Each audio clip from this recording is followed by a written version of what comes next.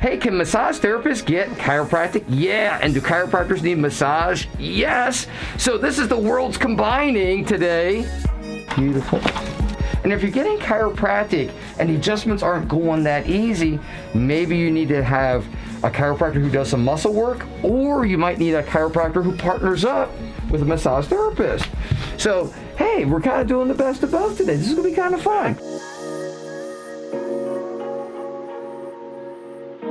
And we're with my good friend Vanessa and an awesome massage therapist, and we've been rehabbing some low back and neck issues. How you feeling today, Vanessa? We're coming along. All right, but we're doing some good maintenance. Today, just eyeing you up. It looks like we're holding a little extra stress in the neck there. And the right low back. And the right low back. Same area that we've been dealing with. Yes. And what releases do you like the most for those areas? So when you've put the leg out to the side and kind of... And dig into that hip. Again, yes. Yeah, so y'all are going to see some great releases today for the hip that helps make the adjustments move really, really easy. Go ahead, lie on your stomach. Let's see where you're at today, Vanessa.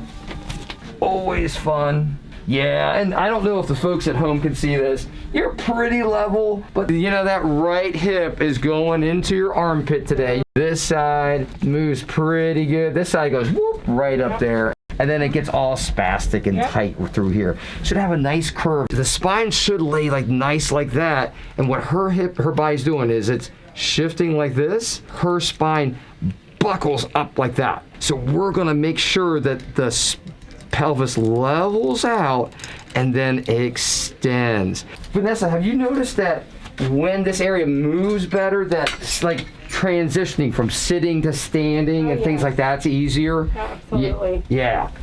Go ahead and gently push your hips towards me. Yeah, so do that lateral shift.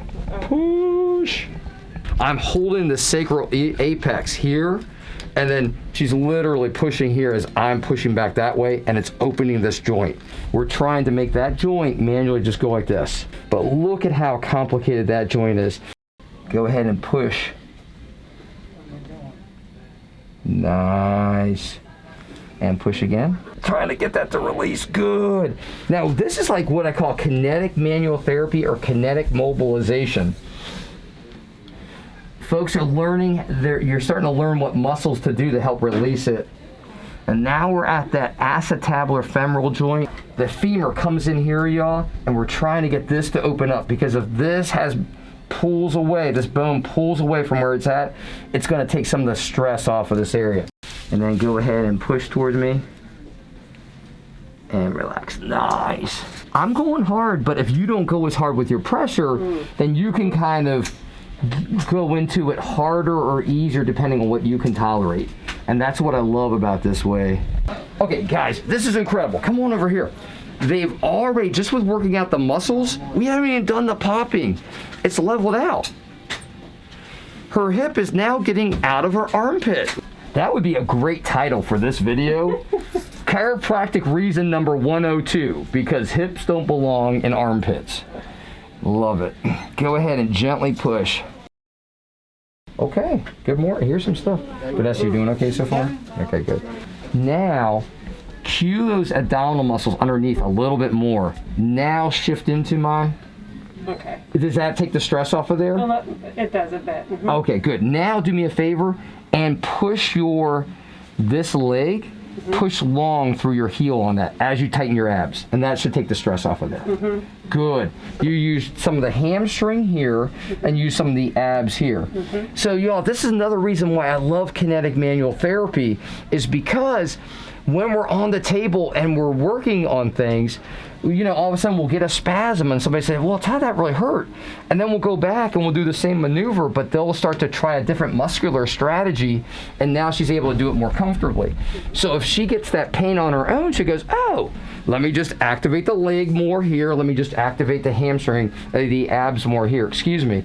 So it's a nice way to learn more with everything. Line to let go down there. Yeah, are you up for an adjustment there? Yeah, okay, let's ready. get that. Yeah, it's ready now. Oh, just a drop. Got it. Beautiful. Perfect. Oh, nice little. Yeah, just getting everything nice and cleaned up now.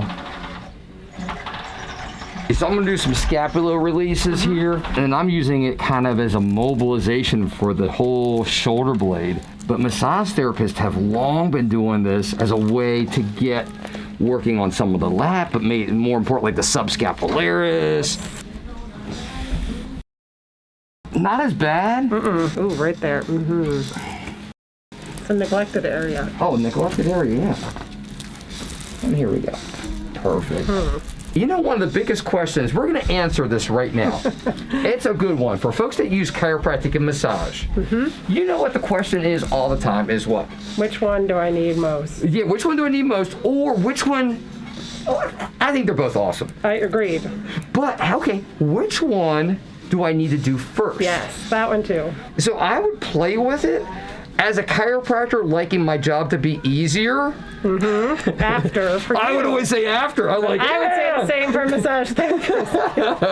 Get the adjustment, and then we'll work out how the muscles were holding everything out of line.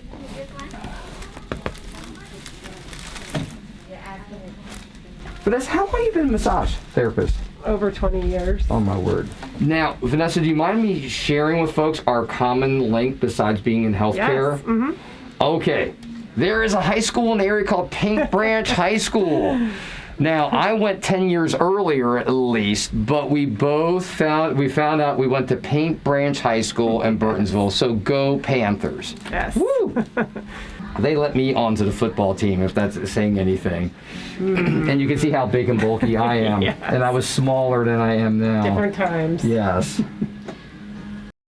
But you're just doing a great job videoing this. And then I come here, I pull this, and then I take my other finger, and I'm pushing that vertebrae into my hand over on this side. And I usually do that a lot faster. So I'm literally taking this, pushing this in, and pushing it right there, and it moves real easy.